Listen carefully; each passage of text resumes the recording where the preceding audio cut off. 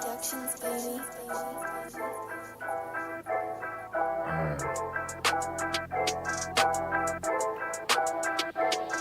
Yeah, it's the underground, it's the underground, it's the underground, it's the underground. You better pass, you better run, and that's your ass. Boy, you done. It's the underground, it's the underground, yeah, it's the underground, it's the underground. You better pass, you better run, and that's your ass. Boy, you done. Move the sticks, first down. You better not step out of bounds. You don't really want it, but you really need it. It's the underground, man, we undefeated. Yeah. Michael Jackson couldn't beat it, fourth down, couldn't reach it, man, your squad about to lose it. Go ahead and face the music, flip the coin, you still lost. Pay the cost to beat the balls, turn your motherfucking lights off. Yeah, CTE, these niggas can't see me. Got your head fucked up, got the game locked up, and it's over for your ass. Fourth down, you better pass. You know what it is, you ain't gotta ask. It's the underground, it's the underground, it's the underground, yeah, it's the underground. You better pass, you better run, and that's your ass. When you done, it's the underground, it's the underground, yeah, it's the underground, it's the underground. You better pass, you better run, and that's your ass. When you done. Yeah, you know what it is, baby. It's your host, your boy Filthy Rich, man, of the Underground Sports Show, man. Call into the show. We live all the time, man. You know what it is, man. 412-407-2744. Let's talk sports. Let's talk shit, baby. Yeah, you know what it is, man. You see the question of the day, man. Already got a couple fellas in the chat. What's up, baby? You know what I'm saying? Hey, we got a lot to talk about today. Of course, we got to talk about the college football championship, man.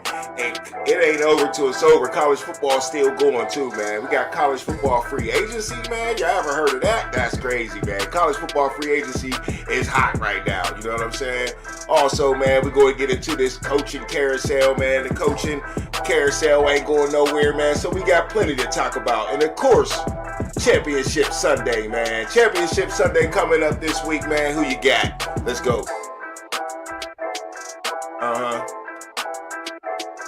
Yeah. Yeah, it's the underground.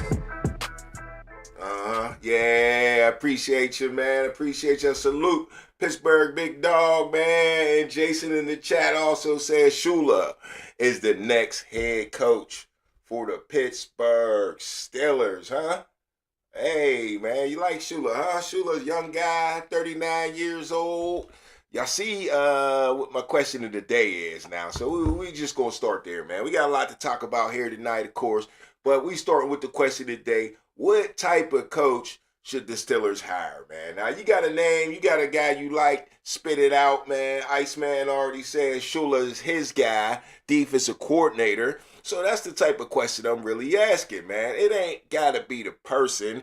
But if you don't have a real idea the exact person you want, but if you want a certain type of coach, do you want a game manager coach that ain't calling the plays? Do you want an offensive coordinator like Andy Reid and Sean McVay that seem like they in so much control because they got the sheet in their hand and they calling all the plays?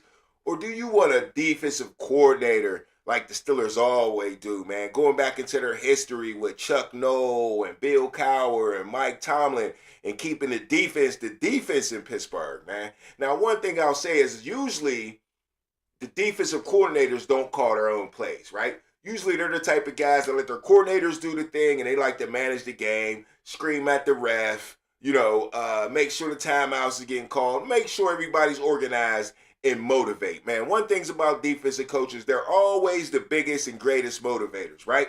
They're usually those guys, right? Like Mike Tomlin, like Bill Cowher spit in your face, and Chuck Noll didn't take no shit. We all know that, right? But the offensive guys usually are the brainiacs, right? They're the brainiacs. And sometimes those are dudes or, the brainiac guys don't always communicate well. They know what they're talking about, but can they get their message across, right? Andy Reid was a great one at getting his message across. Sean McVay feels like he could get his message across, but it ain't easy for everybody, right? So what type of coach should the Steelers hire, man? They feel like they got a lot of options. I feel like Mike Tomlin, the only injustice Mike Tomlin did to Steelers was kind of the way he left, kind of abruptly, and really didn't give the Steelers a chance to really even think about what they wanted to do for the future, you know? And now there's a lot of coaching jobs out here, a lot of coaches getting snatched up real quick, and the Steelers like to take their time in this type of process right here. So we shall see what we get out of it. We all know the Steelers make great choices when it comes to coaches. We'll see. There's one point, though, man. Art Rooney II, this is his first time hiring a coach. GM Omar Khan, this is his first time hiring a coach. So things do change. The tradition is not tattooed on the actual organization. It goes to the person that actually did the hiring, and those people ain't in the room no more, man. So we'll see what these guys do.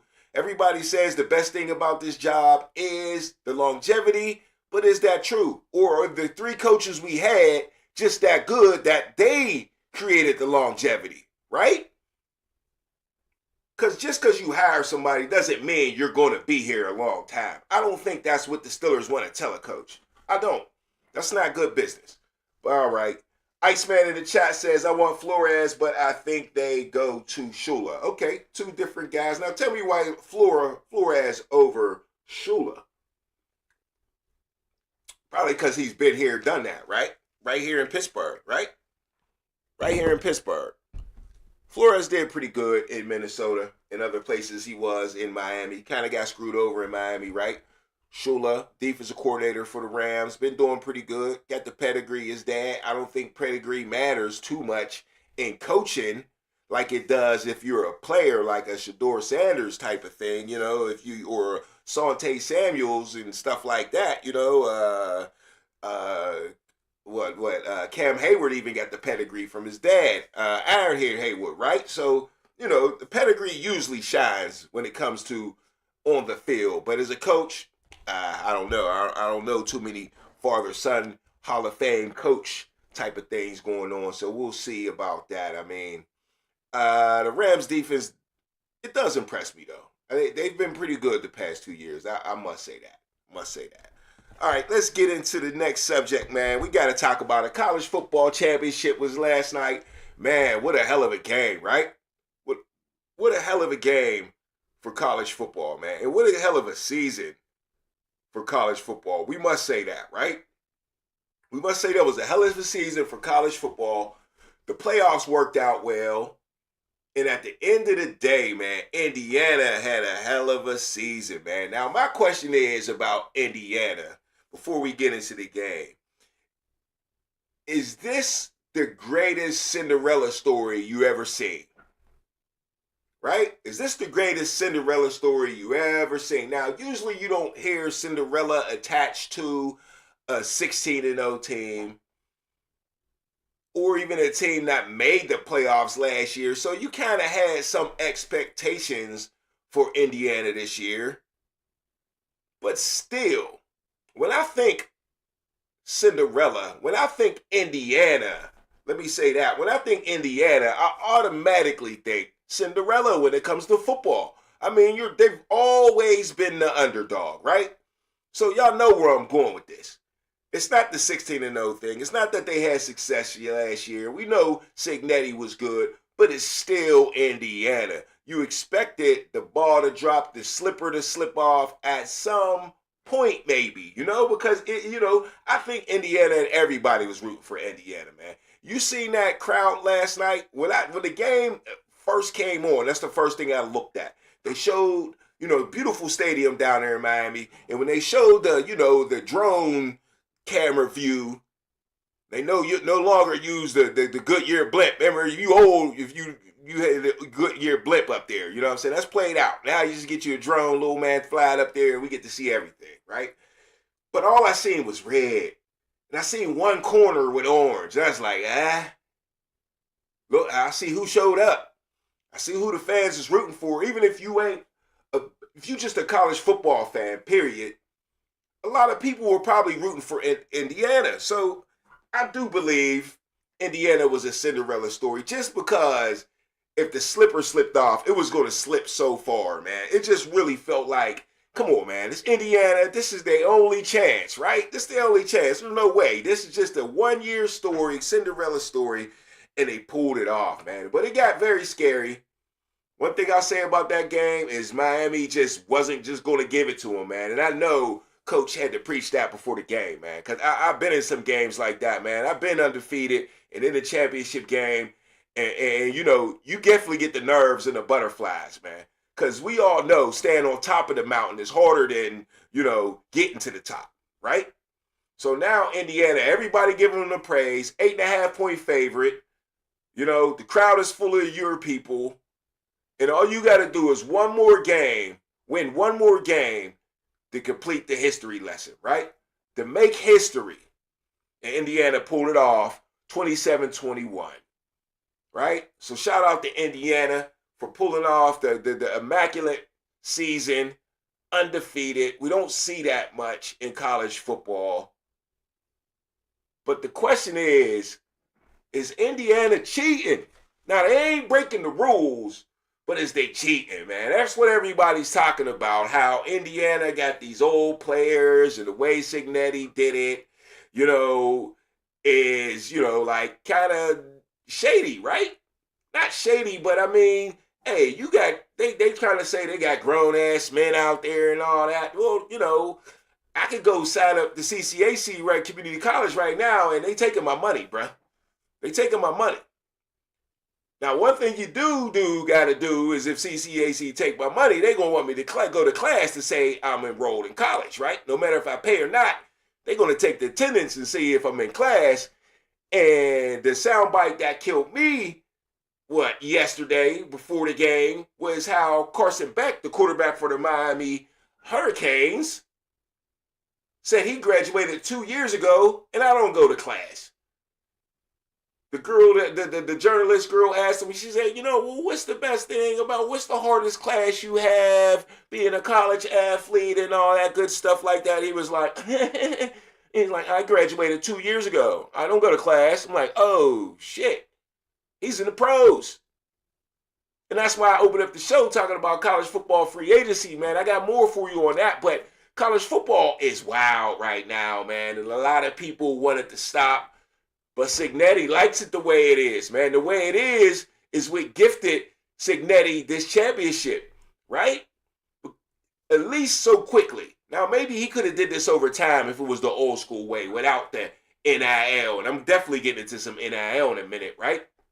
Maybe he would have been able to do it over time. But so quickly, I don't think so.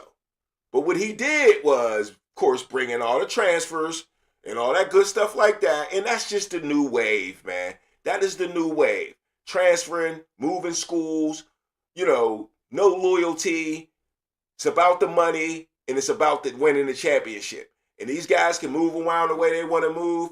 And Cignetti was the smartest guy in the room, basically, right? He said he used the rules, the way the rules were set up, and made it happen. When Nick Saban gave up on Alabama when it went to NIL. Remember that? Remember that? You got a call from my man, Iceman. Let's see what's up with him, see what he got to say. What's up, Iceman? What's going on? Man. Hold up, 1 second. Here we go. Got you. Go ahead. I said late night, kicking it off, but you're doing great. I appreciate it, man. Appreciate it. How are you tonight? Good, man. I got a lot of points, as usual, to go off of everything you said, but like, Cignetti, do you think any of those guys are going to class at any of these D1 programs? Yeah, my cousin says that all the time. He's like, man, these dudes can't be going to class, man. First of all, it ain't easy, man, but, you ain't got to take the hardest classes in the world, man. You take one tough class. I don't think these dudes are graduating. They never used to graduate. They never did, right? No, I agree with that. Nah. Yeah, absolutely. There was a lot of local ties last night. I don't know.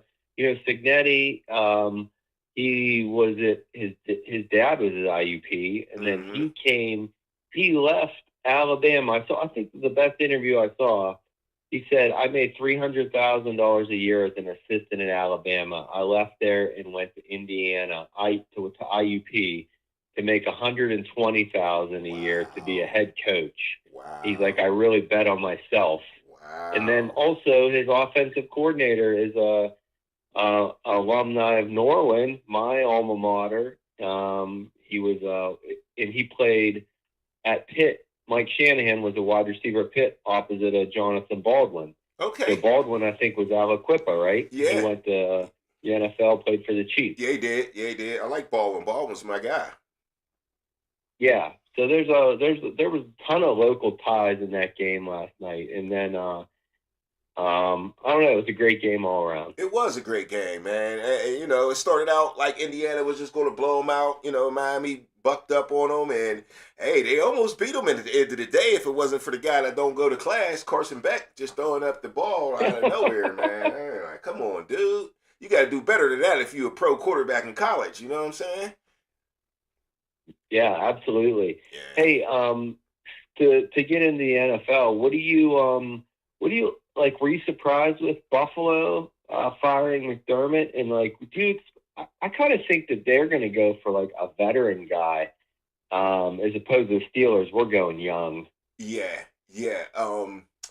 Very much surprised, but not surprised. Mike Tomlin said something the week before he quit after John Harbaugh got fired. And he was, you know, your guy Shula, and he mentioned Shula's dad, you know, damn, what was his name? Dawn. Anyway, Dawn, yeah. Dawn Shula, yeah. He mentioned him and said, you know, the longevity that those guys were gifted back in those days, that's just over. You know, and then Rich Eisen corrected him, like, he's like, but you've been in here for 19 years. He is like, yeah, but it's dead. I'm lucky. Harbaugh's lucky, and it's dead after us, you know. So when I thought about it later, I was surprised to wake up to it.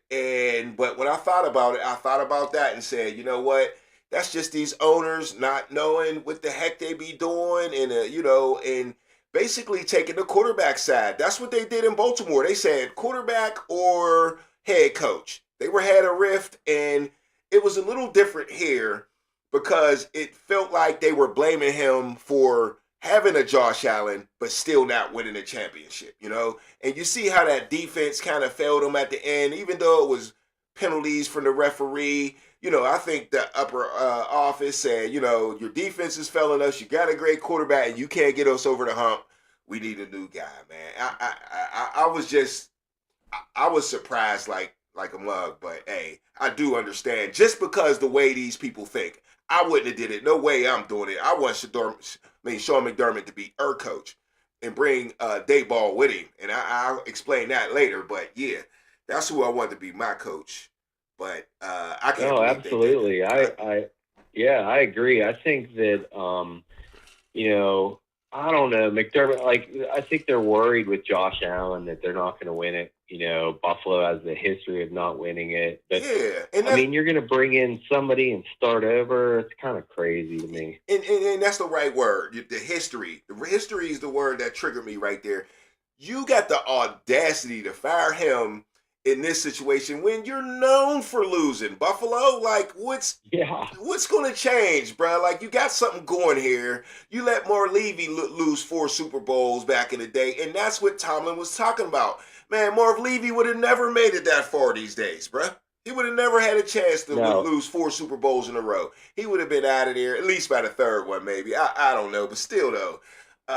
It's crazy to me that they have the audacity to think that they're better than, you know, Sean McDermott or something like that. It's Buffalo, man. Come on. Right. I mean, I'm hearing like Mike McCarthy, they might dig him up. You know, he's always on the McAfee show talking football, and someone that's been there. Well, you know, he was Green Bay, won a Super Bowl, then Dallas, that kind of failed. But a lot of these organizations, man, like, you know, if you look at like the Jets, so Robert Saleh, that was a disaster. Right. He is a great defensive coordinator. Right. You know, goes to the 49ers, has tons of injuries, but still is able to, like, put together a great defense, and then he has a head job already. Yeah. The same thing is going to happen to Aaron Glenn if they fire Aaron Glenn. I don't think they should fire Aaron Glenn, but it's the Jets. It's the organization. It's the Jets. Yeah. Which, you know, the Steelers, I don't know, this Rooney, the new Rooney here, he has no track record. So I don't trust that he can come up with a great coach. But I mean, we'll see. You'll see. And I don't know if that longevity thing is a promise to a coach. I think if a coach comes in here and wins 2 losing seasons in a row, or he could be out of here. There's no guarantee in Pittsburgh. We just hold on to coaches. No, you have to be good, and we'll hold on to you. If you're not good, it'll be the first coach to get up out of here, and that'll be your embarrassment. You know what I mean? If you can't hold the Steelers job, you ain't doing shit. You ain't doing shit. No, absolutely. Right. I like Flores. I like that he bucked the NFL. He He did. got screwed over in the Dolphins. It's almost like a Kaepernick thing with the coaching, with a coach instead of a quarterback. I know? think the I feel Steelers. that- Go ahead. No, and the Steelers don't kind of like, with they're the originator of the Rooney Rule, so There you like they're not gonna. There you go. They don't really care what the NFL says. Yep. But I mean, when he was here, Tomlin, he was a linebackers coach. He should have been a defensive coordinator here. Tomlin. My only gripe on Tomlin is there's no Tomlin coaching tree. There's no one that left here and succeeded. Well, neither did Bill Belichick. So that's a little overrated comment to me. That's very true. Very true. And then it's one of those backwards comments too, to where, first of all, the greatest of all time doesn't have one either. The second to the greatest of all time, who's probably like an Andy Reid, doesn't have one either. Another thing is, if you read that comment backwards, right? If you basically say you don't have a coaching tree, doesn't that give more credit to the guy that's winning games without good coaches underneath him? That gives him more credit. That's how I took it. Yeah, that's a different way to look at it. That's how I took someone that, like Andy, you mentioned Andy Reid, Eric Bieniemy. Remember, he was like a top assistant. Like everyone's waiting for him to get a head job. He never got a head job. Nope. And now I see he's back in Kansas City. Yep. And that's where he's going to. He should probably stay. Because, there's a thing about the Steelers coaching job that I don't want, and that has something to do with Eric Bieniemy, okay?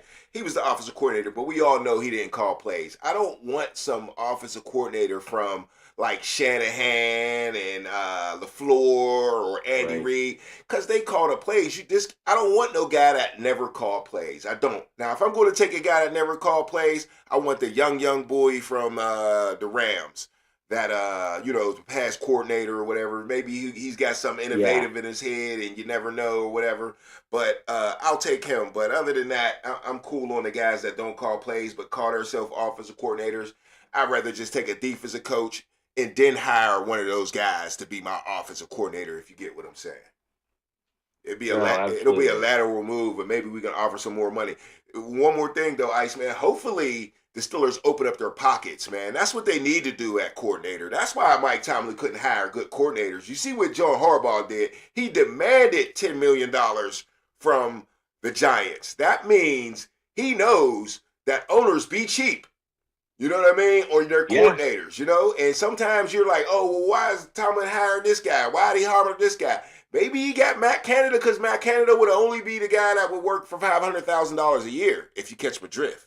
You know what I'm saying? No, absolutely. Yeah, that's a great point. Yeah. Great point. Yeah. So. Hey, I'm gonna hang up the list and keep up the good work. What's the season schedule, the off-season schedule going to look like here after NFL is done? Good question, because I've been planning on letting everybody know. Super Bowl will probably be one of my last shows. Maybe I'll get into something after that. I'll probably do a recap of the Super Bowl, of course, but I'm gonna take a break until like the draft or the NBA playoff starts up, and I'm gonna update the studio and update the computer and all that good stuff. So we'll have some new stuff coming out. Do some more music. All and right, stuff nice. Like 100 days, 100 days till the draft. I saw it today. No doubt, man. I gotta get ready for that. I plan on doing maybe some live shows, maybe go down there and all that stuff. So I got a lot of homework to do, man. Oh, that'd be great. Yeah, I might touch it a little bit whenever I want and say something real quick or whatever, but no big shows or nothing like that. I'm gonna take a break to the basketball playoffs, y'all, and the draft, man. I'll be getting ready for draft way before the draft, though. Maybe weeks before the draft, I'll start talking about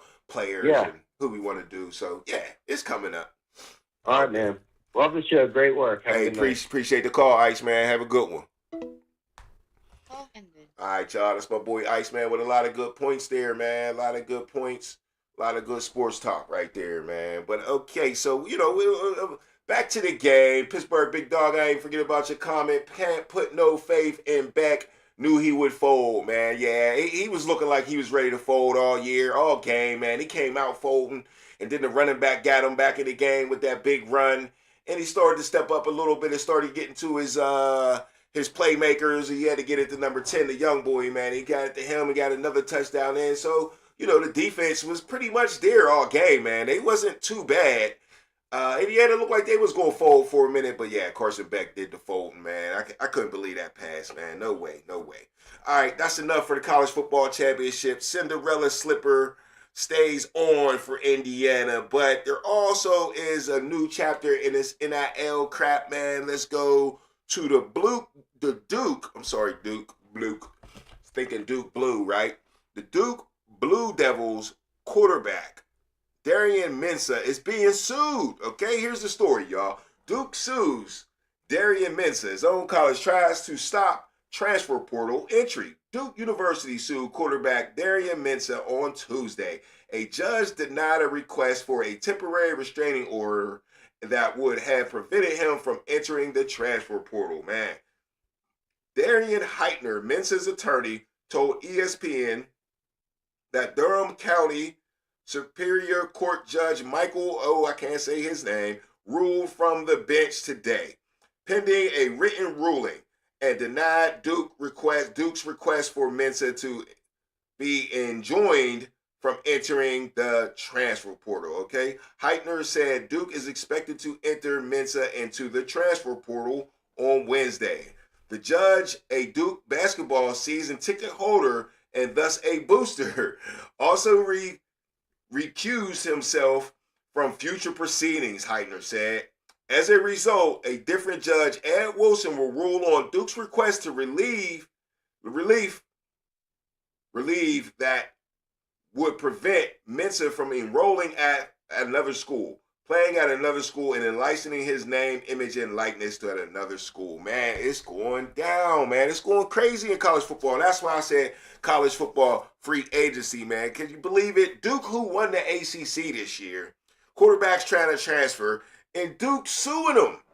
That's crazy, man. Now, the one judge was like, I can't even get into it, man. I'm a Duke fan.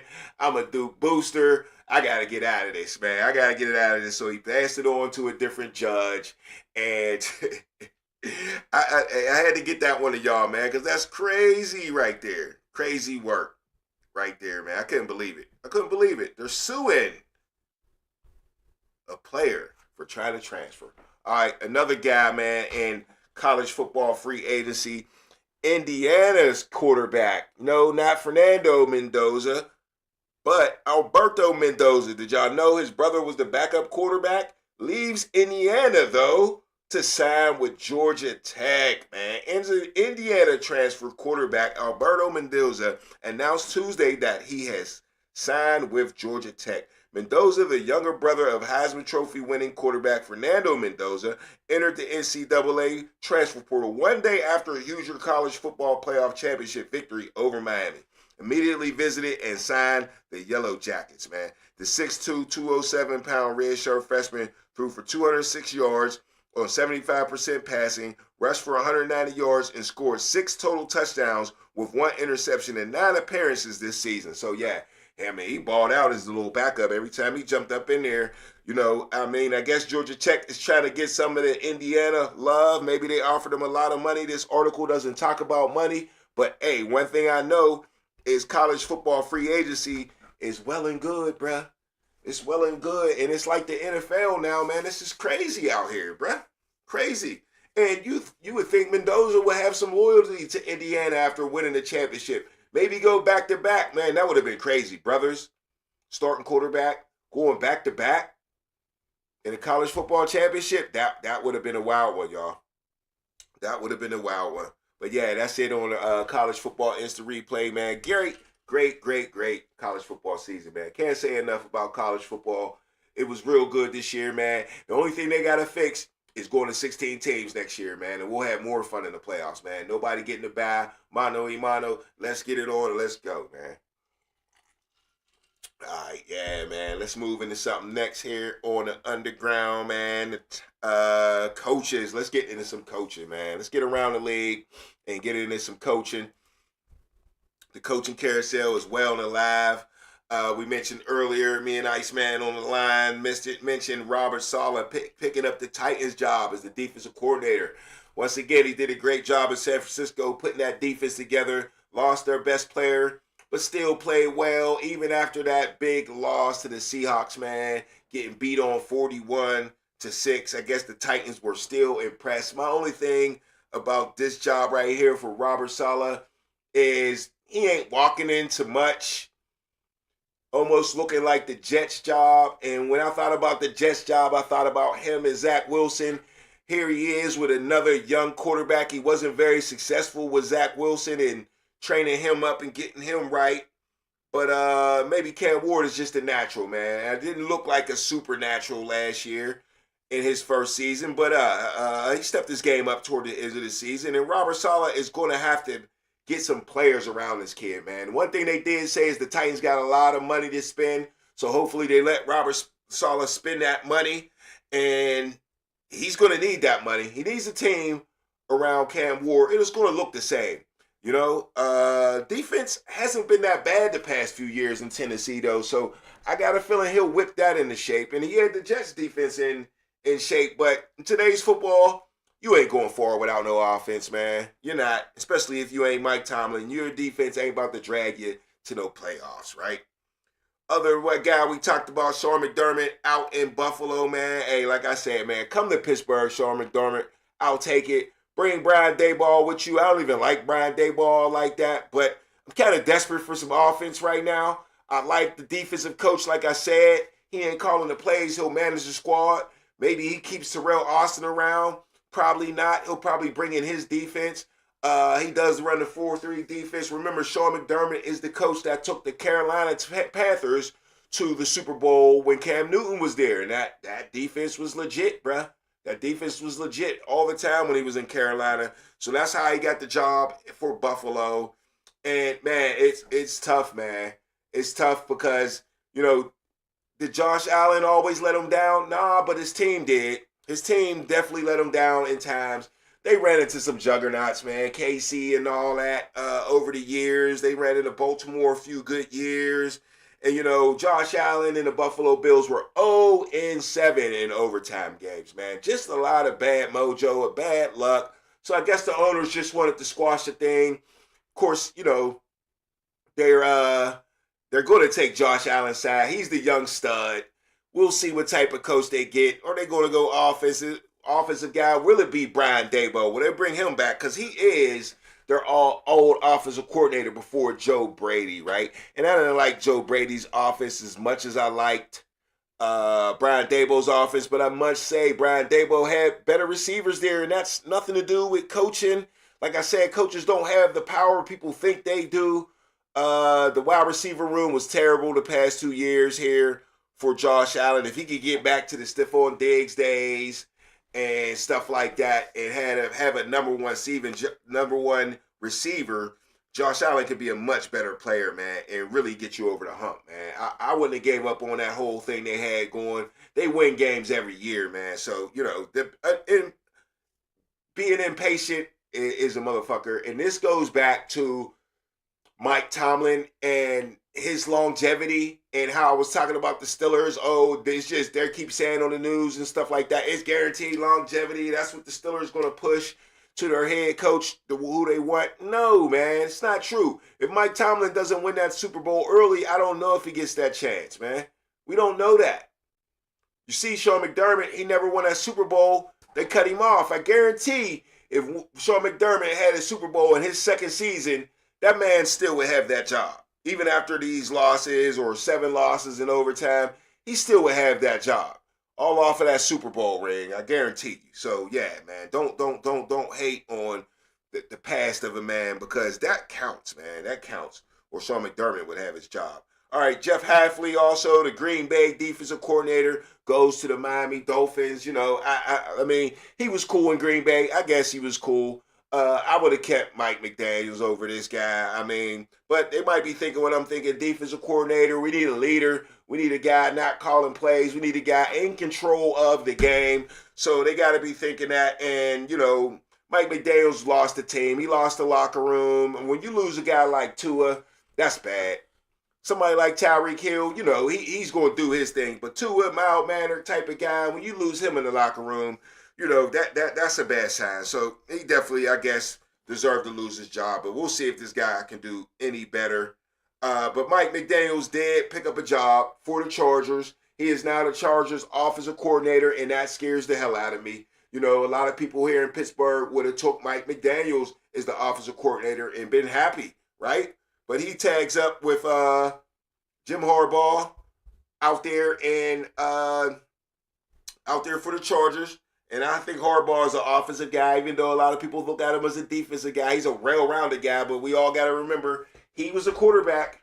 So, yeah, he's definitely an offensive guy. Now he's got Mike McDaniels. I wonder if, you know, he's going to let Mike McDaniels do his thing, because I really did like Mike McDaniels' offense, man. He just often didn't have the right players, and they just didn't buy in, man. They were good a couple years ago when he first got there, but I just think he went through some troubles that he just couldn't fix, right? All right, then last on the coaching list of hires, longtime Steelers special teams coach. I was pretty upset about this one, man. Danny Smith is out of here. Not mad at Danny Smith, though, because the Steelers is kind of playing around with their head coach selection. He ain't got time to wait around. He is now a Tampa Bay Buccaneer. You know, he's about 70-something years old, going down to warm weather. It's all good for him.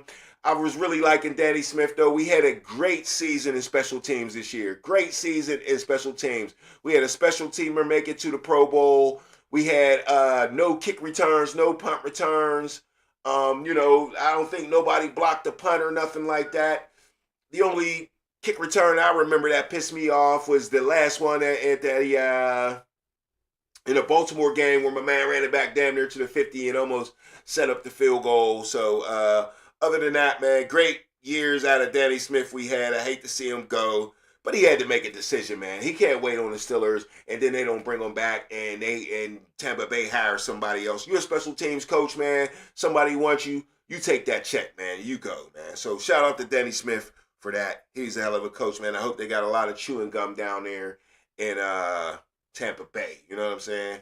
But yeah, let's take a break real quick, man. We're going to get back into a lot more football, and we're getting into Championship Sunday coming up and recap a little bit of last week. You know, everybody know what happened. I know y'all was locked in, so we'll recap that real quick, man, and we'll talk some more Steelers coaching, man, and let's see, man. It's the halftime show. We'll be right back. Don't go nowhere, man. It's the Underground Sports Show, baby. Ow, yeah.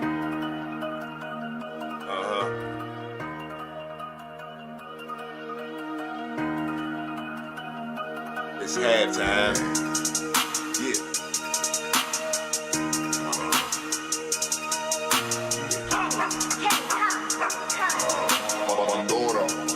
Yeah.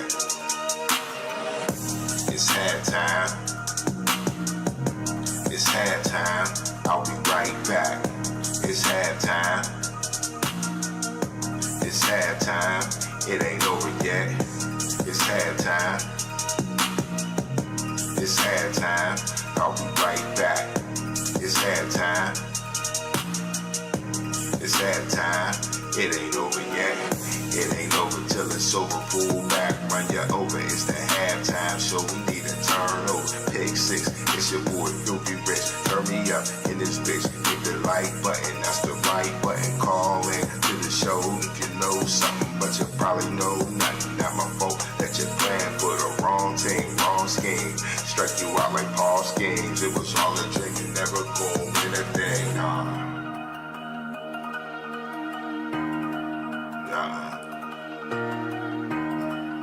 Yeah, you know what it is.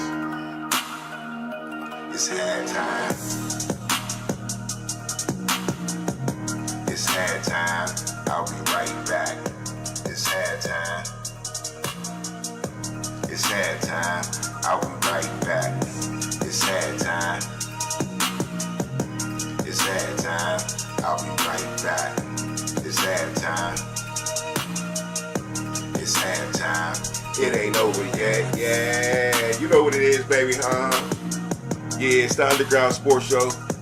It's your host, Filthy Rich, man. Call into the show. We live, man. 412-407-2744. Hit the like button. Subscribe to the channel, man. And definitely share the channel, man. Show me some love. You know what I'm saying? You got to do that. Yeah. Yeah, it's the underground. Yeah. Hey, man. Divisional playoff recap coming up, baby. We're going to stick to getting around the league. Of course, the Steelers season is over. My boys, man, it's a wrap.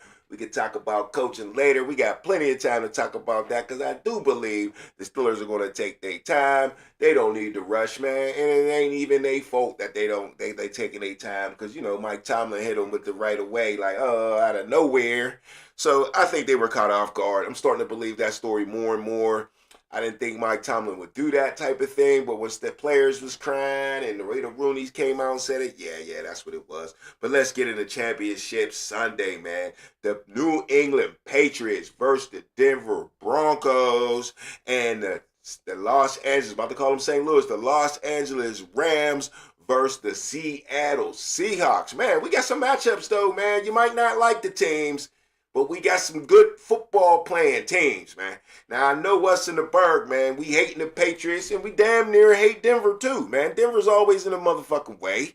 You know what I'm saying? The Patriots damn sure in the goddamn way, and they damn sure can't get no 7 Super Bowl ring on my time. Come on, man. We can't have that, dog. We can't have that. We can't lose Mike Tomlin and the Patriots get 7 Super Bowls at the same damn time, bruh. Like, that. We can't have that much bad juju this year, right? Come on now. Come on. Let's bring the mojo back, right? So anyway, Patriots versus Denver was supposed to be a classic, man. But the story of this game, of course, is a sad story. Bo Nix hurting his ankle, out for the season. Ain't much season left, but he's out for the rest of it. And the Patriots has got the golden ticket, baby. Ain't that what it's called? What's that? Willy Wonka the Chocolate Factory? They got the golden ticket to the Super Bowl. You got the gold ticket. No starting quarterback. Jason Stidham is now the starting quarterback for the Denver Broncos, and he used to be a Patriots. So revenge is a bitch, though. Huh? Revenge is a bitch.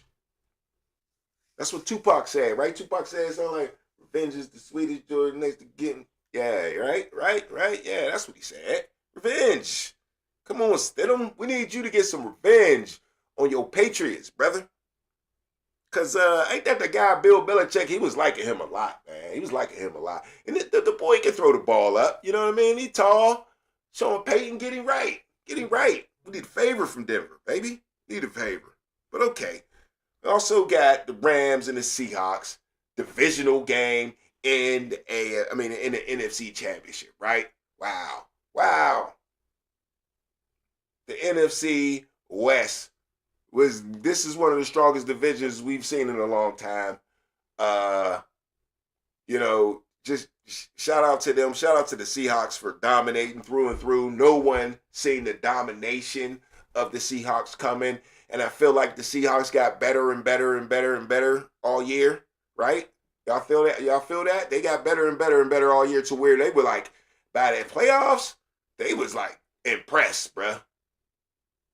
They was impressing, should I say. Now, the Rams struggled through it, right? But the Rams got the short end of the stick, man. They got the dookie on the end of the stick. They got the bag on fire out the door, and they had to stump it out because the Rams were a very good football team, right? Everybody thought they was Super Bowl bound all season, best team in football, MVP, 2 MVP candidates on their offense. And then a legend in Devontae Adams is the other receiver too, right? But the Rams were destined, right? To win the division, to go to the Super Bowl. All of a sudden, they found themselves as the 5th seed, and they had to go away to Carolina, and then they had to go away to Chicago, man. That weather was wild in Chicago. They had to fight through that. Dome team from Los Angeles.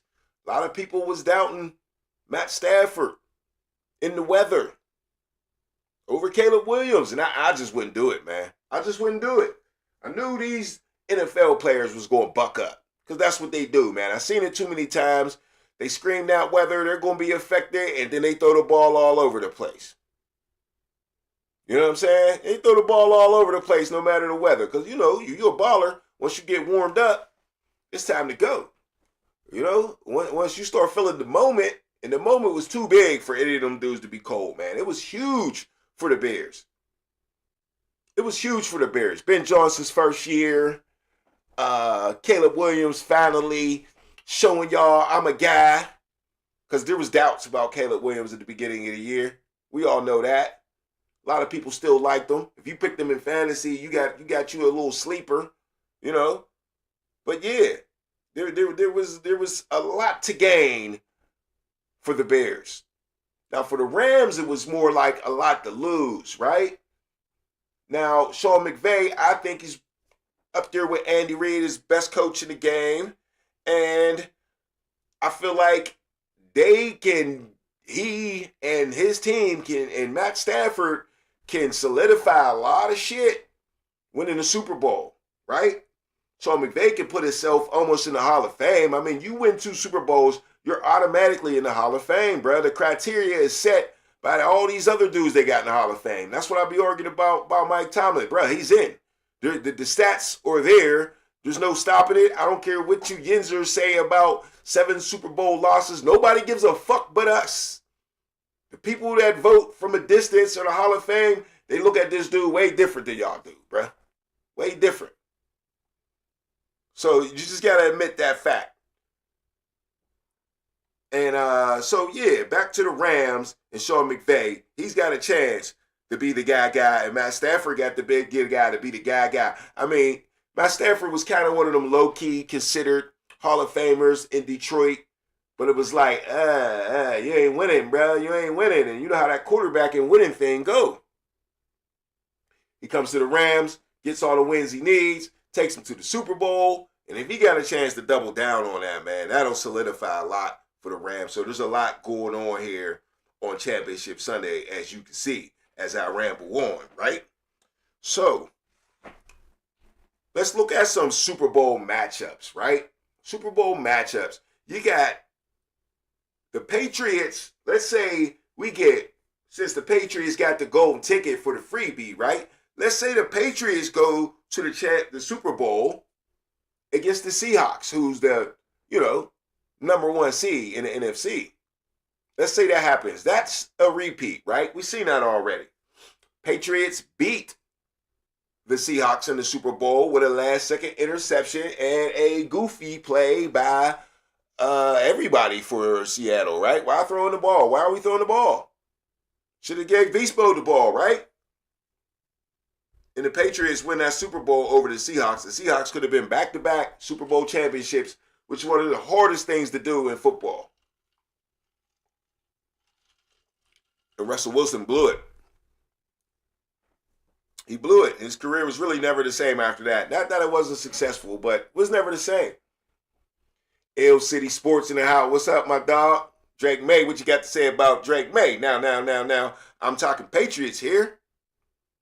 But once again, I'm talking matchups, Patriots, Seahawks. We've seen that before, but it would be a great matchup again. 2 totally different teams with the same similarities, though. The Seahawks with the defense, Patriots with the shiny, whatever color is here, is quarterback, right? The quarterback, the 6'4" pretty boy, like Tom Brady, quarterback. So yeah, that's a familiar one right there. Or we could go, what is it? Rams and the Patriots, right? Rams and the Patriots is the one I was thinking about now. I was talking about Sean McVay winning the Super Bowl. That's the team that he lost to in the Super Bowl. Sean McVay should have 2 Super Bowls already, but Bill Belichick and Tom Brady beat him in that game. I think the score was what? 10-3? Something stupid low, man. Crazy defensive game. I mean, Bill Belichick set his offense down, and I've never seen nobody do that to Sean McVay before. But yeah, he lost that Super Bowl to the Patriots, bruh. Okay. Hill City Sports says he's repping Drake May because he's a Carolina boy. Hey, is he from the Carolina? Or just you talking about Tar Heel wise? Oh, man, he definitely was a Tar Heel. And, Drake May was my favorite quarterback coming out of this draft, man. And what I'm really depressed about, though, now I talked about Patriots, Seahawks, Super Bowl, maybe a Rams, Patriots, but that's a repeat also. Something that wouldn't be a repeat would be Rams Denver. That would be the most kind of like unique game we could get. Sounds a little boring now without Bo Nix though, right? So yeah, man. Or we could get that's pretty much the matchups we can get right there. But what I did want to talk about though is dang, I lost it for a minute. It was oh yeah, the draft class. You talk about Drake May. City also says in the chat, him and his big brother Luke May. Okay, I don't know about Luke May either. That's what's up though. But that draft class, let's check out that draft class, right? Because man, it's turning out to be real good. Oh, where's my URL? Oh, shady. All right, let's go. I can go there though. I just have to find it real quick.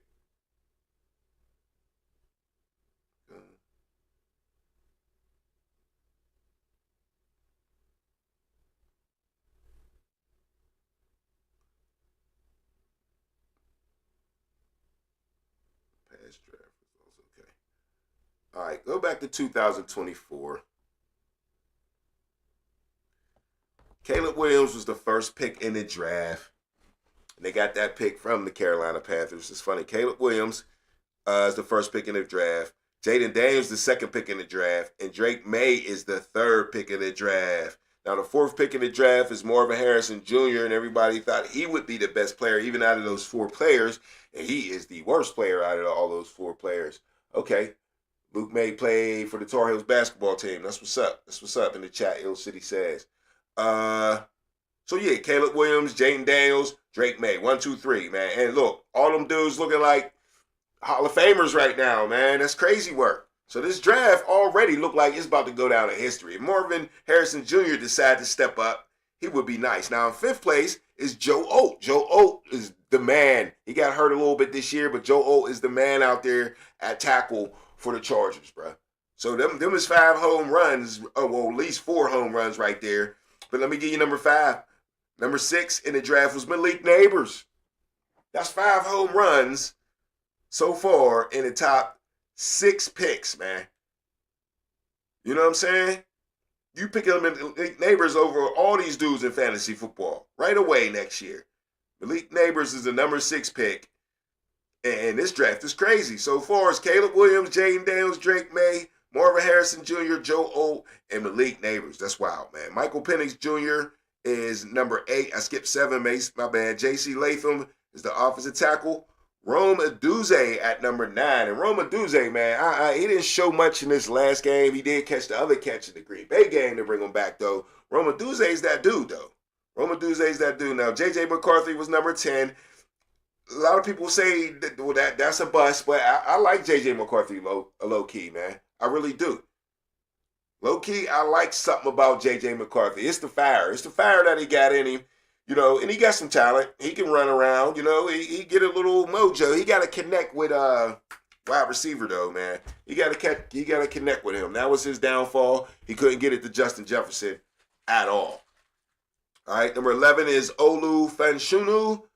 Offensive tackle, Penn State, but number 12 is Bo Nix. So in the top 12 in his draft, bro, you got Bo Nix, Drake May, Jaden Daniels, and Caleb Williams, bro. Dog, the top 12 include Malik Neighbors, Joe Alt, Michael Penix, Rome Aduze, and you can throw J.J. McCarthy in there if you want to. I'm telling you, I seen J.J. McCarthy play well. Now, I seen him play bad, too, but if he could just get the well all the way right, J.J. McCarthy going to be a decent quarterback. You watch. You watch. All right, let's keep going, man. This is crazy. I should have just brought this picture up for y'all, man. Number 13 is Brock Bowers, bro. This, I'm telling you, this might be the best draft in NFL history, man. I was looking at this earlier. I'm like, oh, I gotta spread the word. This is crazy, man. This is pretty wild. Let's skip through a little bit. Couple names start to fall off. Let's see. At number 19, we got Jared Verse, real good out there in LA, man. He was making some plays in that game, bro. Jared Verse, he get up in the Super Bowl, Jared Verse is going to show the fuck off. I'm telling you, I love me some Jared Verse, man. He was nice at Florida State, but I did not see this, man. I did not see the level up that he did, man. And yeah, Jared Verse is that dude, okay? A couple other dudes everybody likes. Number 22, a lot of people like Quinyon Mitchell. I think he's a little overrated, but people like him. He has played well. At number 23, Brian Thomas Jr. for the Jaguars. He didn't have the season he had the year before, but he came in like a gangbuster, you know? So I'm going to give him credit. Number 28, Xavier Worthy. We all know what Xavier Worthy's done since he's been in the league. Win a Super Bowl, go to another Super Bowl, get hurt and come back, make the team better. Hey, everybody thought Xavier Worthy was this little skinny dude that couldn't catch. He wound up turning into low-key Patrick Mahomes, one of his favorite targets. He couldn't depend on Kelsey no more. I'm telling you, Xavier Worthy puts in work, man. This draft class is sick. Ricky Purcell, I like him. And then the last guy picked in the draft, Carolina Panthers, Xavier Legette. He got a lot of stepping up to do. But there's a couple guys that can step up, man. Xavier Legette, if he stepped up, if Ricky Purcell kind of keep going his way, Brian Thomas keep going his way, and then if Marvin Harrison Jr. ever gets to where he's supposed to be, the guy he was in college, give him a little bit of time. Michael Penix Jr. to see if he can turn around after the injury. Man, I'm telling you, this is easily one of the best draft class ever if the projections go the way the projections is looking right now. They really are. It really does look like this could be one of the greatest, man. Caleb Williams, Jaden Daniels, Drake May. If Drake May finished the job too, it's already going to make him look crazy. It's crazy. I hate that Bo Nix got hurt, man. That is so fucking shady.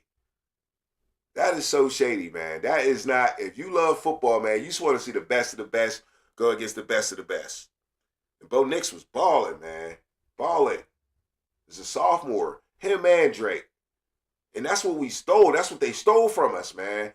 That injury stole two guys in the same draft class going against each other in an AFC championship game in their sophomore years, man. And this would have created a rivalry that would have lasted forever in the AFC, bruh. It would have been the first chapter of a rivalry. Kind of like Peyton Manning and the Tom Brady rivalry they had in the AFC all them years. And Big Ben kept getting kicked to the side. You know what I'm saying? That's what Big Ben had to deal with. So everybody in the AFC still, for real, but this would have put it on the map, man. This would have put the rivalry on the map, and we're losing that. We're not going to get that anymore. I mean, they'll have to reinvent it, but it's not happening this year. That's what I mean. So that's kind of really the thing I'm most pissed about this week is the Bo Nix injury, man. And I ain't even no Denver Broncos fan at all, but I'd rather the Broncos win the Super Bowl than the Patriots. And Bo Nix out, don't help that. Don't help that. Patriots, I mean, that Denver defense, though, it's known to stand on its head. It's going to have to do it. It's going to have to do it. So let's get into the Rams and the Seahawks, though. Now, we talk about the rivalry game that we missed in the AFC. In the NFC, what we getting, man, we missed something here in the NFC, too, but I'll get into that in a minute. But what we do have is two elements that's pretty powerful, man. We got some fire versus some ice in the NFC Championship, okay? Two polar opposites, kind of. The Rams known for their offense. Seahawks known for their defense. Traditionally, man.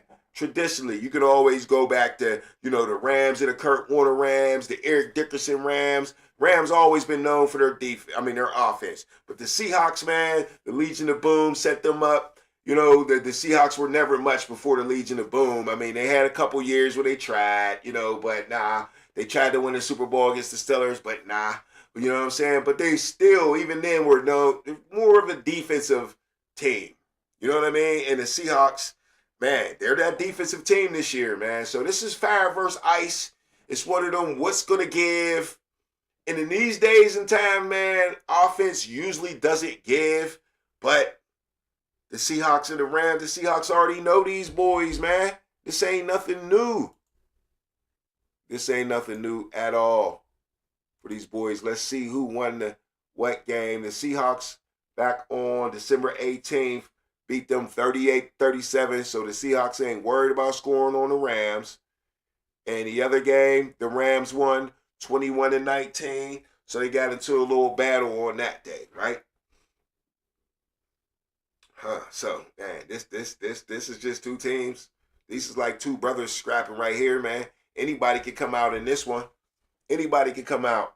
I wonder what the line's going to be. Let's check it out now. Let's see what the betting line is on this game, because that is very interesting. Because I can't believe it's any more than 1.5 points, if my logic is correct. Games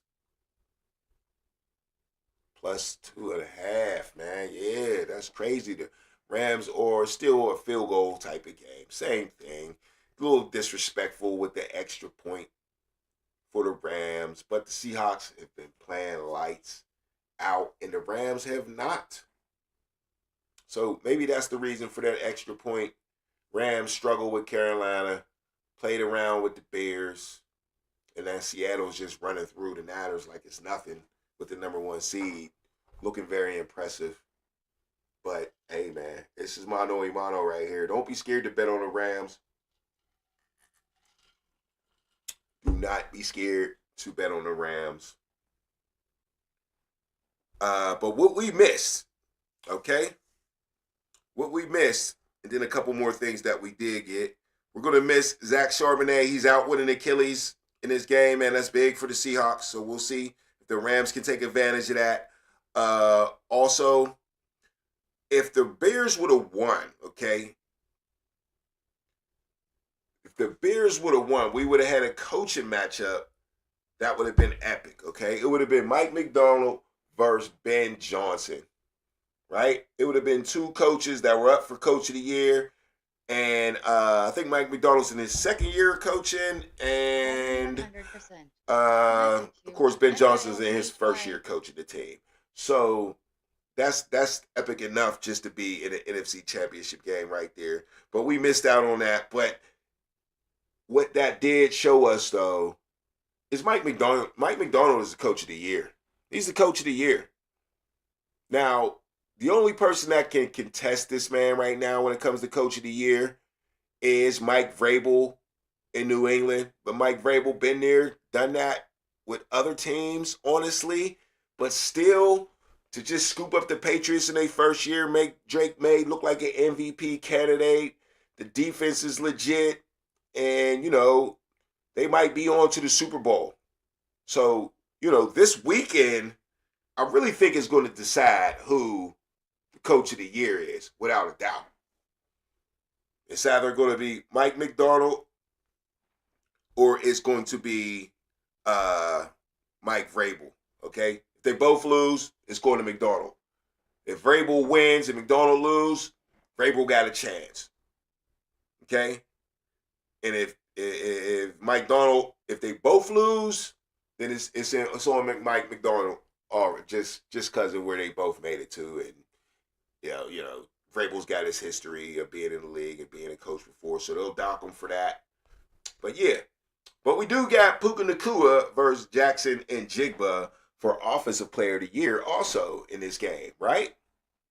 Puka Nacua versus Njigba is going to be the X factor in this game. Both of these dudes going to be hyped up and ready to go for a game like this, knowing we the two best wide receivers in the league this year, right?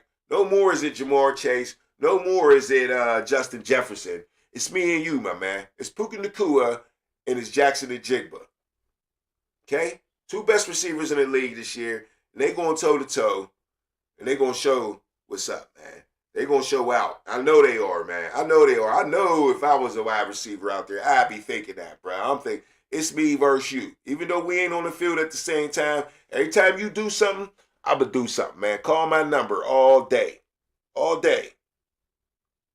Because I got something to prove and I got a Super Bowl to go to. That should be Puka Nacua's and the Jigba's mindset. This is going to be a great game because of that. I'm telling you right now. This will be a great football game because of that alone, man. So yeah, I don't know. I'll probably do a game day show here coming up for this AFC NFC Championship game. You know what I'm saying? I'm definitely watching all these games. What time we got the games coming on? 3:30ish. Yep. No, 3 and 6:30. 3 o'clock's a good time for games, man. I was liking that last week. I did my show at 2. I didn't have to wake up all in early in the morning and prep up and all that. Steelers should hire Sean McDermott. Ill City Sports says, yes, sir. First thing I said when I talked about Sean McDermott earlier, yes, sir. Should get Sean McDermott and Dayball as the offensive coordinator, or Joe Brady. I'll take Joe Brady to come with him. Bring all that to Pittsburgh. I do believe Pittsburgh needs a veteran head coach, though, y'all. I'm not the young thing. I know that's tradition, but the way this team is set up, I think they need a veteran at coach to hold things down, man. I don't think this is the time to go young. Mike Tomlin was set up pretty good with a franchise quarterback and all that. They were able to go young, unexperienced, and just go with a motivator, right? But this time, man, you might need a CEO type of dude, man, already built to go, you know? Because the team ain't that great. Team ain't that great. And if we want to keep these winning seasons going, that's a Steelers record, man. Stop hating on Tomlin and, oh, he's Mr. Mediocre 19 years in a row. What does that matter? It does matter. It's not just a Mike Tomlin record. It's a Steelers record, bro. It's a Steelers record. And we can keep that going. We can keep that going. It don't matter if we don't got the same coach. Next year we got a winning season. That's 20 straight Steelers winning seasons. 21, 22, 25. Let's go. That's what's wrong with y'all haters, man. Y'all get distracted with hating. You can't even see the future.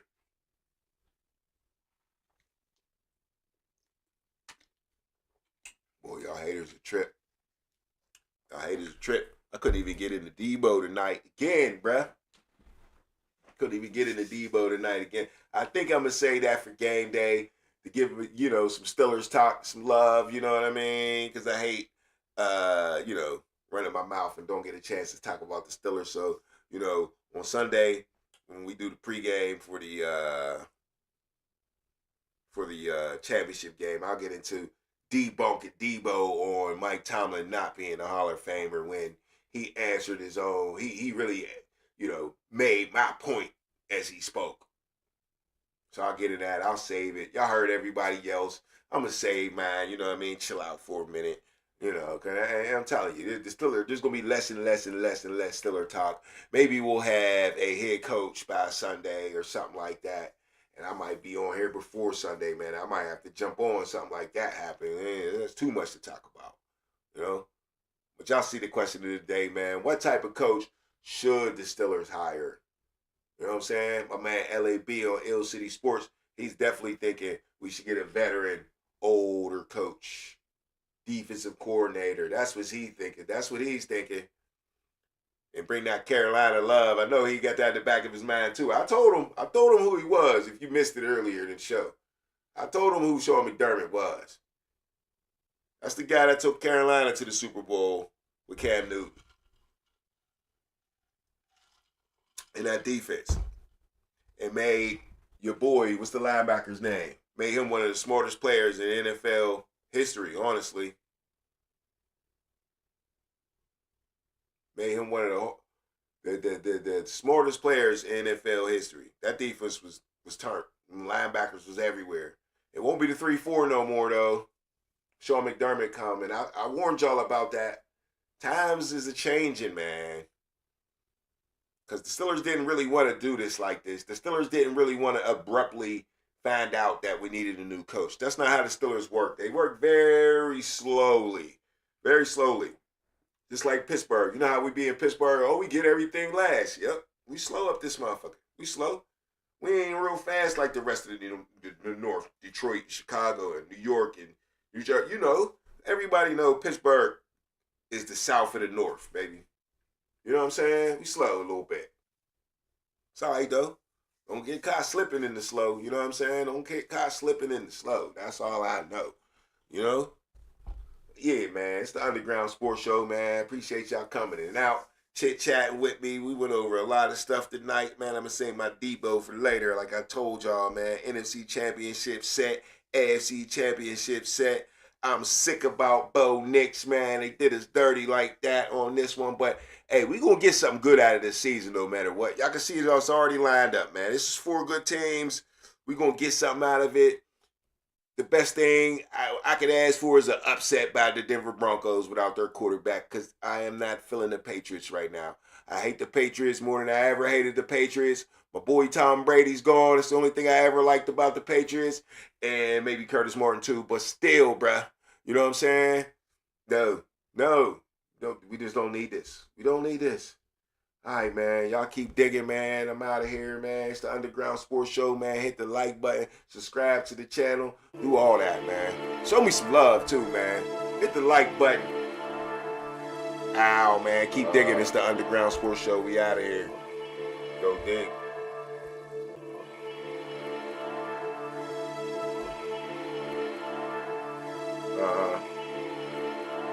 Yeah. Keep digging, go deep, it's the underground. Yeah, keep digging, go deep, it's the underground. Yeah, keep digging, go deep, it's the underground. Yeah, keep digging, go deep, it's the underground. Go deep, yeah, it's the underground. Drop a bomb, yeah, everybody get down. Matter of fact, yeah, it's a touchdown. Get jiggy, yeah, in the end zone. Yeah, ask your girl, I'm in the friend zone. First down, yeah, I'm in the red zone. Can't stop this, you better watch this. Call into the show, talk your shit. Keep digging, go deep, it's the underground. Yeah, keep digging, go deep, it's the underground. Yeah, keep digging, go deep, it's the underground. Yeah, keep digging, go deep, it's the underground.